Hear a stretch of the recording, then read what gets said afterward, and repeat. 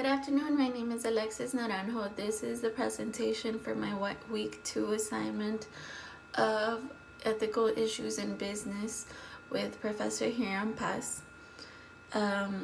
We are going to be talking about Mr. Milton Friedman and Mr. Edward Friedman in relation to the H.B. Fuller case.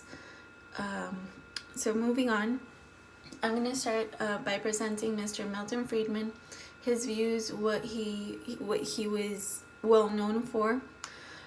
Milton Friedman was a mathematician and a statistician, meaning that he based most of his theories on mathematical problems and statistics. So most of his theories are based on that, and kind of his behavior shows how well I explain it in my essay, the differences between Friedman and Edward Friedman, which are very different. Milton Friedman was a capitalist. He was someone who was very focused in the money, the capital that was coming into a corporation, and how that money was being made, through who it was being made, and how much respect there should be towards these people that are allowing us to make that profit, meaning the shareholders. The shareholders hold a valuable place in Mr. in Mr. Friedman's theories. He mentions how we are supposed to make sure that all the laws comply with, that we comply by all laws in order to make a profit. By making this profit, there should be no interruptions, such as charity cases or anything that might disrupt the actual purpose of what the money or the capital is to be focused on. So I think that Mr. Friedman was a person that was, like I mentioned, he's a mathematician, so a capitalist also, and he was also a believer of free market, which was also in accordance to him not wanting any interruptions towards the capital that is just to be focused on making a corporation's profit. In relation to the H.B. Fuller case, I think that Mr. Friedman would have opposed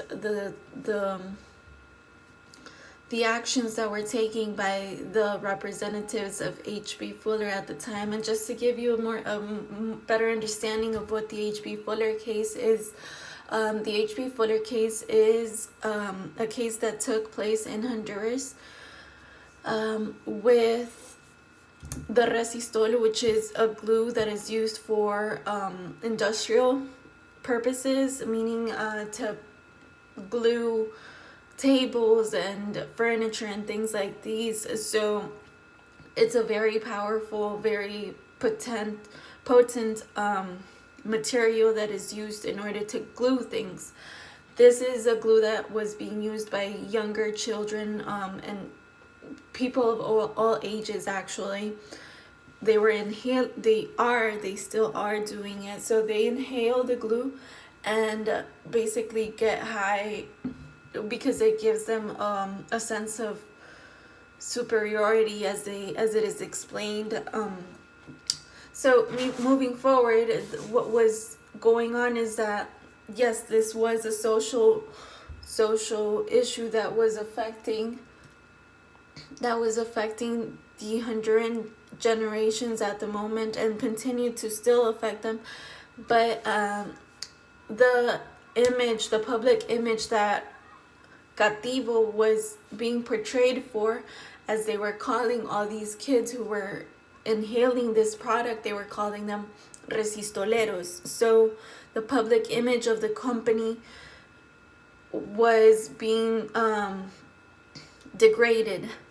So it was It was the thought of the.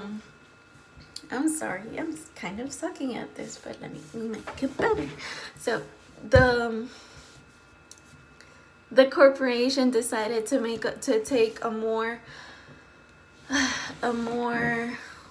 social responsibility upon themselves by trying to educate people, making sure that they knew that the fact that they were inhaling these products was going to be damageable for their bodies, that they could die, that they could get brain cancer, I think it was. So these were all bad things that were happening in these humans' bodies because of the inhalation of this product. So basically they took it upon themselves, Cativo took it upon themselves to make an informed decision. They decided to visit Honduras and see what was actually going on with the people. And they, at one point, they even decided to insert mustard pepper into the product, so that when the resistoleros would inhale it, it would actually be way too painful to inhale. Obviously, this was not as important to them because it has continued. It is a problem that is still going on in my country, so there hasn't been a solution towards this. But Mr. Friedman would oppose these decisions, as per my thought, because in his eyes, I believe that this would have been seen as a charity. So this would disrupt the actual purpose of what he thinks the profit or the capital should be focused on. In opposition to Mr. Friedman, we have Mr. Edward Friedman, which is, hey, that's my guy. I think he's the person that he's an optimistic. He is also a mathematician, but more of a philosophical mathematician. He made a career in philosophy and mathematics. So you can basically, and you can see it in his personality, because I've seen a couple of videos about him, how he is more positive and outgoing and like excited about change and trying to make things better for people. He believes in younger generations and how we can make a difference. And he explains how we can actually make a difference, how there is a connection. There is always a connection between our social corporate responsibility and the actual corporation. So there should always that responsibility, that relationship should continue to be taken care of, to be fed. I don't know how to say it, to be further developed in order for it to flourish more. So he believes that that there's certain aspects of humans that should not be self-centered, that we should not always look out for our own selves. But he also says in one of his TED Talks, he says, the companies that you like them because they give you what they want. And by doing this, they're letting go of what they need to do.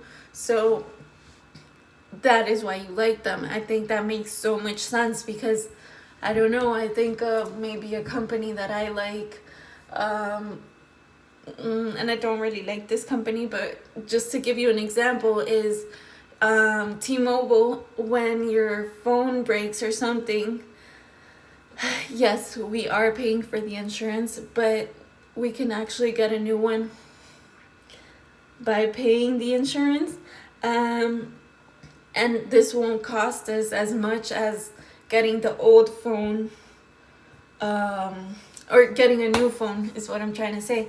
So the company can be kind of nice, but I guess you get the idea how you like a company because they give you what you want, not what they need.